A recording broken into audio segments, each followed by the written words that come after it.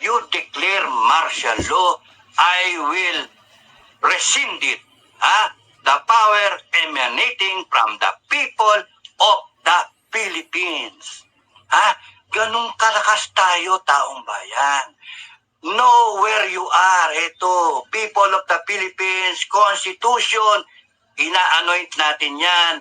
Tayo nagraratify niyan, wala silang magawa. Pero lahat sila sa ilalim, gobyerno, pinipilit sundin yung Constitution.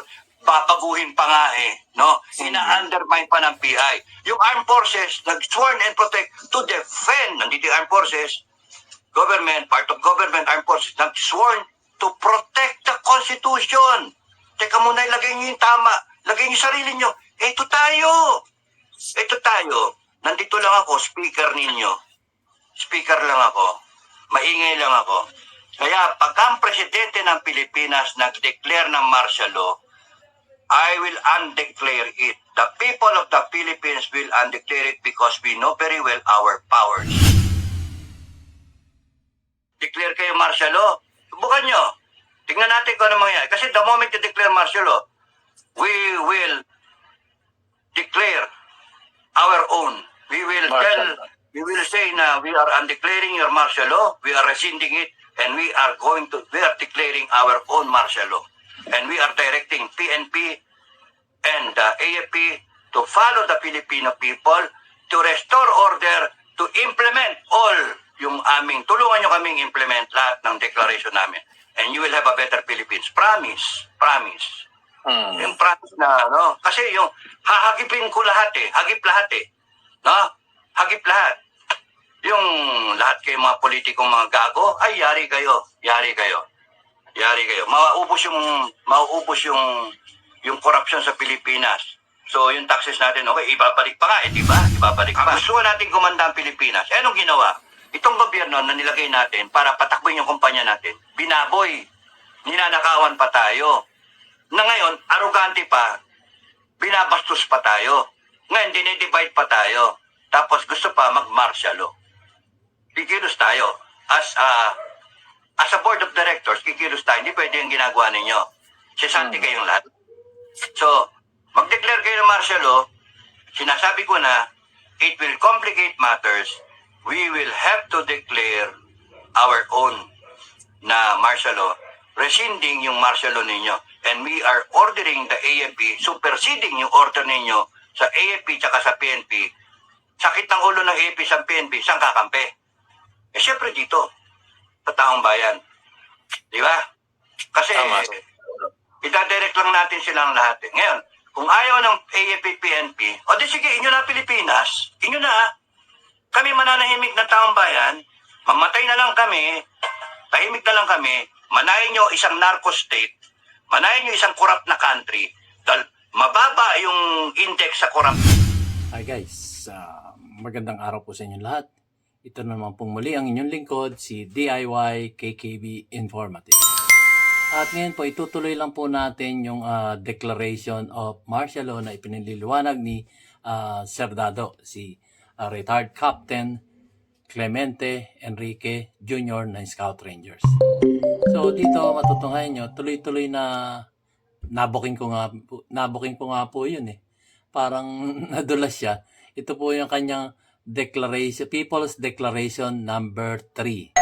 So marami yan, 1, 2, 3 hanggang hanggang 19 declaration yung kanyang ginawa na makabubuti sa bawat isang mamayang Pilipino dito sa ating inang bansang Pilipinas. So, ito yung kanyang mga ginawa at ito yung kanyang sisimulan sa June 12 hanggang July 1. Yun po. So, dito, tutunghayan natin yung kanyang mga sinasabi dito patungkol dun sa di umano ay magdedeklara ng martial law ang administrasyon at ito ika-counter niya dito sa kanyang People's Declaration number 3 na kanyang ginawa para sa taong bayan.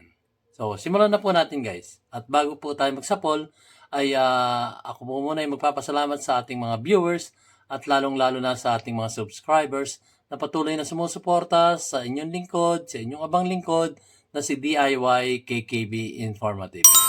So, guys, share naman po para nang sa ganun maabot to ng mga taong bayan na hindi pa nakakaabot dito sa puntong ito.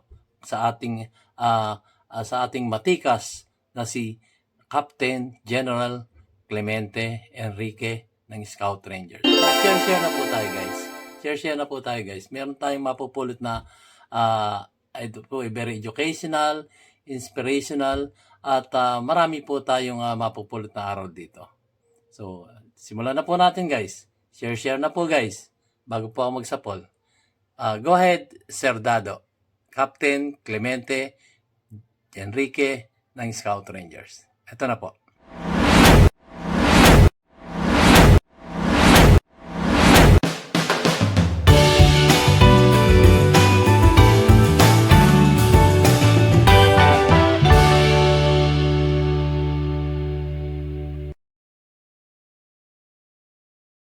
Ayaw kung umabot yung relationship natin, BBM, binoto kita, magiging complicated. Mag-declare ka ng martial law. Ito, yun yung problema eh. Ang daming haka-haka. Sabihin ng ganito, sabihin ng ganon. Plan B. Martial law. Ako, advance na ako. Bro. Mag-declare kayo martial law. Administration. I will undeclare it. I will rescind it. Papawalang visa ko yung martial law na yan. The whole people of the Philippines with me telling you it is rescinded. Ito ang kasunod. We will declare martial law. Kami, taong bayan, will declare martial law. That is part of our declaration. Declaration number 3. Yan, sinabi ko na. Yan, alam na naman nila. Nadulas. Declaration number 3. The people of the Philippines is declaring martial law. O sinong mali? Sinong tama? Sinong aabla? And we are directing the armed forces of the Philippines and the Philippine National Police, na ano ko doon sa 1960s pa. The Philippine National Police to protect the people, protect the Constitution as the people of the Philippines deem fit. If there are any changes, you implement the changes. You implement the declaration of the people. And by declaring martial law, good luck sa inyo. Now, anong gagawin nyo? Mag-declarean tayo pare-pare sa martial law. Sino may masunod? Nag-declare ang presidente ng martial law. Nag-declare ang people ng republic ng martial law. Armed Forces at saka PNP, sino susundin nyo? Board of Directors o yung presidente ng kumpanya? Yun ang pag-isipan ninyo. Pero kami, kung kayo sinasabi nyo may plan B, meron kayo iniisip, mag-declare kayo martial law, pinepeke nyo yung ambush, tapos pipilit nyo yung si Kibuloy, mag-declare kayo ng martial law, beware. You are complicating things na ayaw namin sanang complicated, gusto namin peaceful. Now, kung yon sinasabi ko na, if you declare martial law, I will rescind it. The power emanating from the people of the Philippines. Ganun kalakas tayo, taong bayan. Know where you are. Ito, people of the Philippines, Constitution, ina-anoint natin yan. Tayo nagraratify niyan, wala silang magawa. Pero lahat sila sa ilalim, gobyerno, pinipilit sundin yung Constitution. Babaguhin pa nga no? Ina-undermine pa ng PI. Yung armed forces, nag-sworn and protect to defend, nandito yung armed forces, government, part of government, armed forces, nag-sworn to protect the Constitution. Teka muna, ilagay nyo yung tama. Lagay nyo sarili nyo. Ito tayo. Nandito lang ako, speaker ninyo.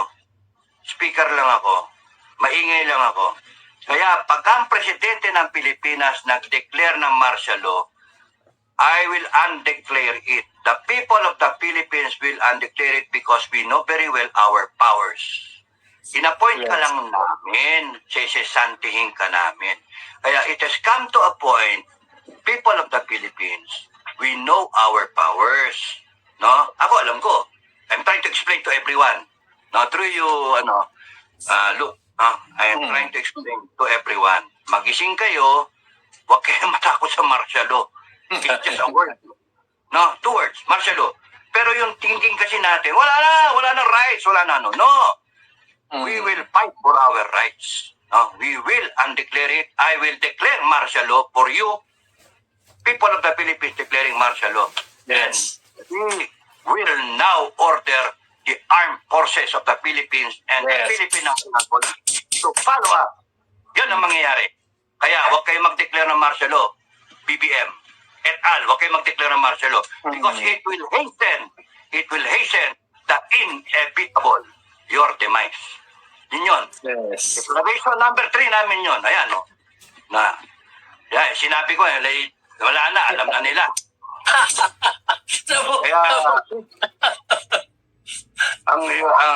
Kaya, kaya nga ngayon, paano? On declaration number 3, itong pa lang wow! Ano yun?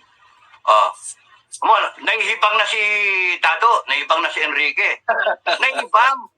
Naihibang ba yung ganon? Logical yung ganon. May wisdom yung ganon. Galing sa langit yan. Subukan yung huliin si Pastor Kibuloy. Subukan yung magkagulo. And that will hasten. Kaya nga, watching na ano mangyayari. Sige, huliin nyo, magkagulo. Hanggang sa magka-declare kayo martial law. Subukan nyo. Tingnan natin kung ano mangyayari. Kasi the moment you declare martial law, we will declare our own. We will say na we are undeclaring your martial law, we are rescinding it, and we are declaring our own martial law. And we are directing PNP and the AFP to follow the Filipino people, to restore order, to implement all yung tulungan nyo kaming implement lahat ng declaration namin. And you will have a better Philippines. Promise. Yung promise na, no? Kasi yung hahagipin ko lahat hagip lahat no? Hagip lahat. Yung lahat kayo mga politikong mga gago, ay yari kayo. Mauubos yung corruption sa Pilipinas. So yung taxes natin, okay, ibabalik pa nga di ba? Ibabalik pa. Tapos doon, magkakaroon tayo ng sariling depensa, neutral tayo. O hagip na nga di ba? So ano pa, 11 yun, 11. Towards papuntang June 30, every day, may declaration ako. Every day. Paganda ng paganda. And yung number 3, nandun na kaagad yung control. Nandun na yung, bakit nag-declare? Nag-declare yung mga gagong yun, di ba? Okay. Gusto ng taong bayan ano? Teka, ito para malinaw Paano nagkaroon ng power ang BBM, Presidente ng Pilipinas? Sino naglagay? Tao. Sino naglagay? Taong bayan. Bayan. So, ilan na nagboto sa kanya para maging presidente siya? At hindi naging presidente si Robredo at si Lacson at sino yung iba? Si Gonzales, no? Sabi, magaling pa yung isa Buti pa nga sana si Gonzales tsaka yung isa pa no? Yung mga academicians. O bakit nanalo si BBM? Labang kay Robredo. Kasi binilang yung boto. 31 million. Di ba? Kung wala yung 31 million, wala si BBM. Di ba? Kahit dinaya nila, kung merong yung tinatawag na Smartmatic, wala pa rin Smart si Magic. BBM. Smart Magic ang tawag nila dun Smart Magic. So ngayon, ano nakalagay sa Constitution? May power ang Presidente mag-declare ng martial law. Di ba? Sino naglagay ng Constitution? Sino naglagay ng Constitution? Sino? Taong bayan. May Constitution. Taong bayan pa rin. So tayong dalawa, at in 2 counts, nilagay natin yung Constitution, nilagay natin yung Presidente ng Pilipinas. Ito. Tama? Ibig sabihin, sino mataas? Tayo naglagay ng Constitution na sinusundan ng gobyerno, tayo naglagay ng Presidente ng Pilipinas. Taong bayan na naglagay, di ba? Tama. Sino ngayon na nag-declare ng martial law?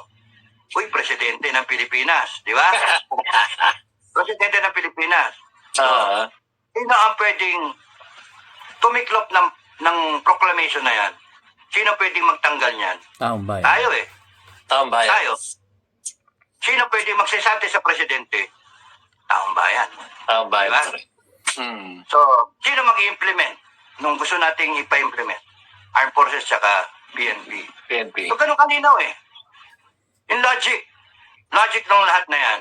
Kaya kahit sinong mga constitutional expert, sinong lawyer, sinong judge, kontrahin, sige, bahala kayo. Kayo magkontrahan. Huwag niyo ko kontrahin kasi sa akin, malinaw.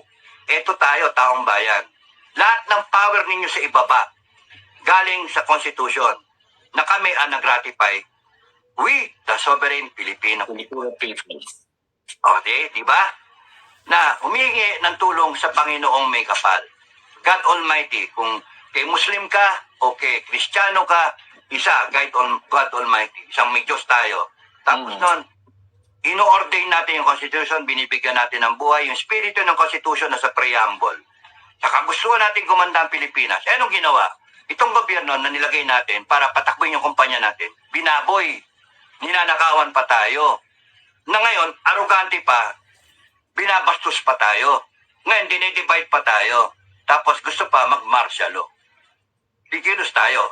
As a board of directors, kikilos tayo. Hindi pwede yung ginagawa ninyo. Sisanti kayong lahat.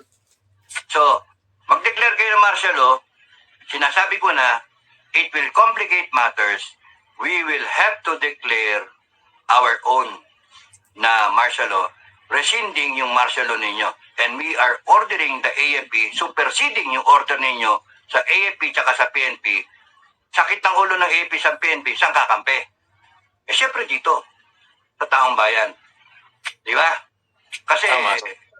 itadirect lang natin silang lahat. Ngayon, kung ayaw ng AFP, PNP, o di sige, inyo na Pilipinas, inyo na, kami mananahimik ng taong bayan, mamatay na lang kami, tahimik na lang kami, manahin nyo isang narco state, manahin nyo isang corrupt na country, dahil mababa yung index sa corruption, malapit tayo sa dulo, 165 out of ilan, 180 countries, mga ganon.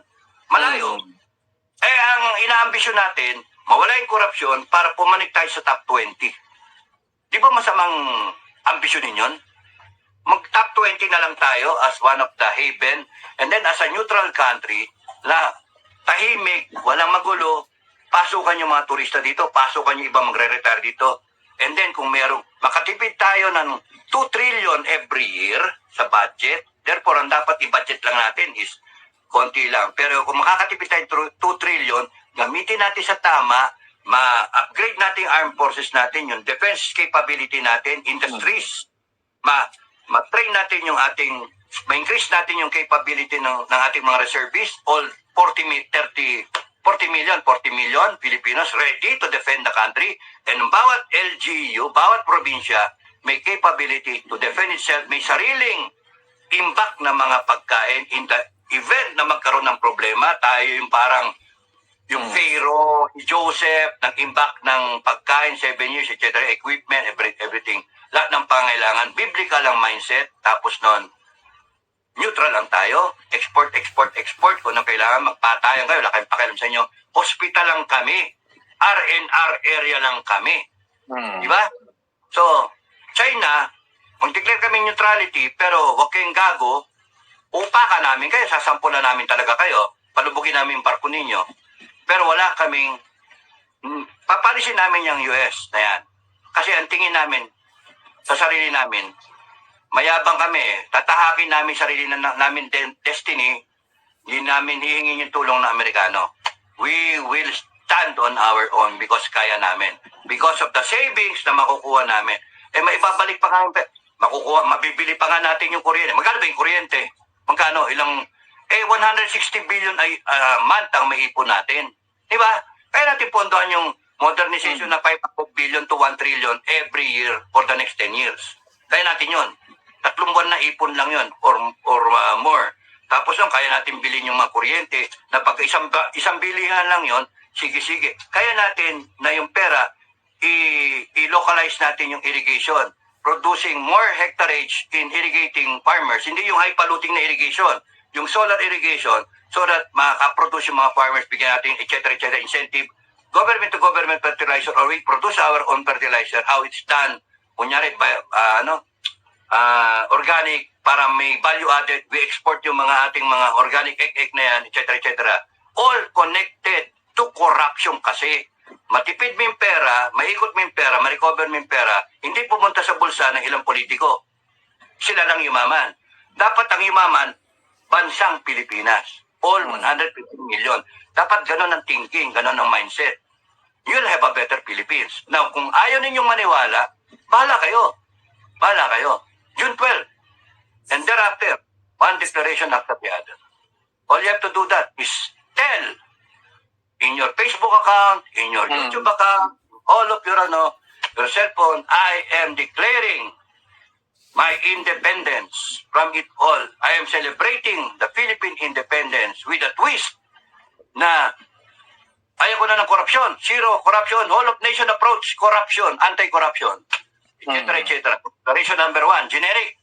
Declaration number 2, secret pa. Declaration number 3, declaration number 3, martial law. Ito na nga. Wow. Pwede ba yun? Ewan ko, sa inyo taong bayan naman ang may gusto Kayo naglagay ng konstitusyon. Kayo naglagay ng presidente. Yung presidente magde-declare ng martial law. Who can undeclare him? Who can fire him? Taong bayan. Filipino Ano people. kaya explain yun? Know your power. Know your power, Filipino people. Hindi yung takot na takot kayo sa presidente, takot na takot kayo sa armed forces ninyo at sa PNP ninyo. Nakala nyo, kampi-kampi sila sa... No, the AFP at PNP are pro-people. They know their duty. Pero they also have a mandate to protect the government, to protect the first family. All you have to do, show na ito kayo ang dami ninyo. Majority in a democracy. Otherwise, we go to civil war. Ganun ang mangyari. Pero iwasan namin yun Ayaw natin ng civil war. Gusto natin peaceful. No? Hindi tayo aabot doon because yung armed forces hindi papayagan umabot doon. Ayaw nila.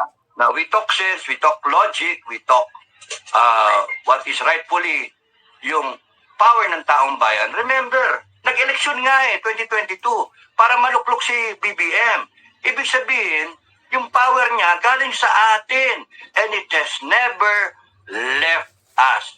Just the same in a board of directors, board of trustees.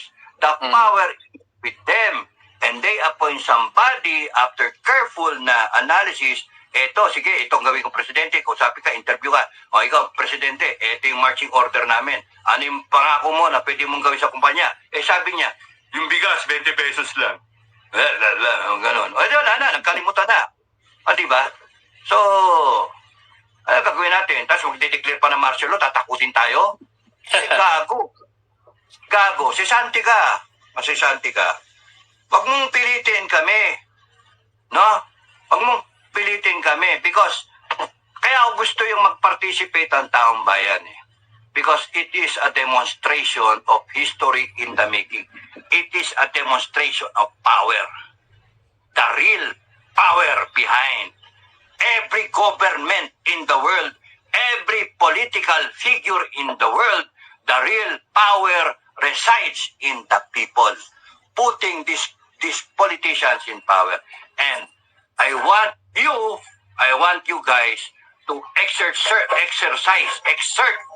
your power as the stakeholders of the Filipino people. Tinutulak naman.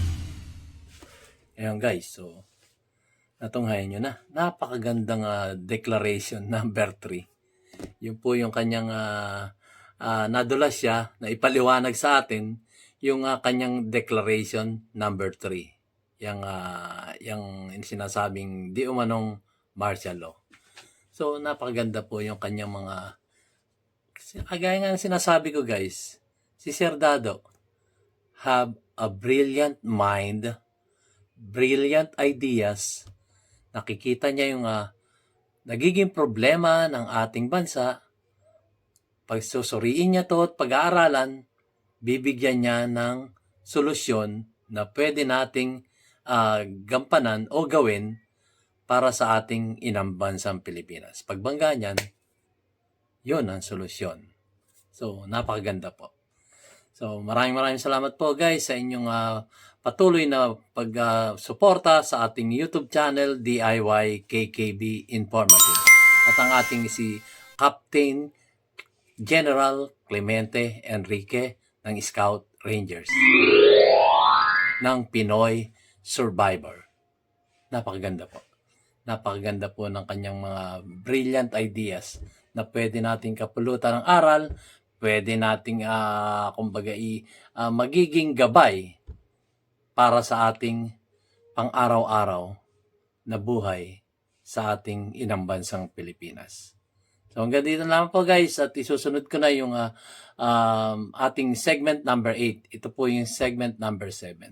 Napakaganda po. Mas maganda po ito, yung segment number 8. Kaya abangan nyo po yun guys. So yung hindi pa nakakapanood ng segment number 6, balikan nyo guys. Yung segment number 6. Ito po yung segment number 7. At isusunod ko na yung segment number 8. Yung ating pang pinale.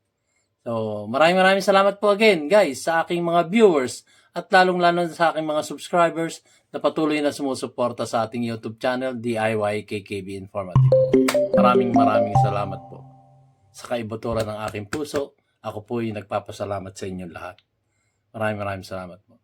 So, guys, ang kahilingan lang namin ni Sir Dado, ni Pinoy Survivor, ay like and share na po sa mga YouTube videos namin para na sa ganun ay makarating pa sa ating ibang kapwa Pilipino ang mga ganitong ideas, bright ideas ni Sir Dado, si Captain Clemente Enrique Jr. ng Scout Rangers. Never surrender. So maraming salamat po again. See you on my next vlog. So, hinayaan ko na muna hindi ako nag-post, nag-vlog dahil sa gusto kong may post ni DIY KKB Informative ni Oliver yung usapan namin. 4 na oras ay napot doon. Sayang naman kung hindi niya may post yun. So, ine-edit pa niya. Baka may mga hindi tamang sinabi. Kasi ano yan February Revolution yan so napag-usapan yung February Revolution. So yun yung na-post na yata niya, so I have to check it pa. Alam ko meron nag-notify sa akin Tapos panoorin nyo lang, doon kayo manood. Supportahan nyo rin yung channel niya, kahit pa paano. Nagko-comment din siya para meron iba-iba yung insights na nakukuha ninyo from a simple person that he is, tapos kanya-kanya analysis yan. Kaya kung titignan ninyo ngayon sa SOCMED, ang daming vlogger, iba-iba yung analysis. So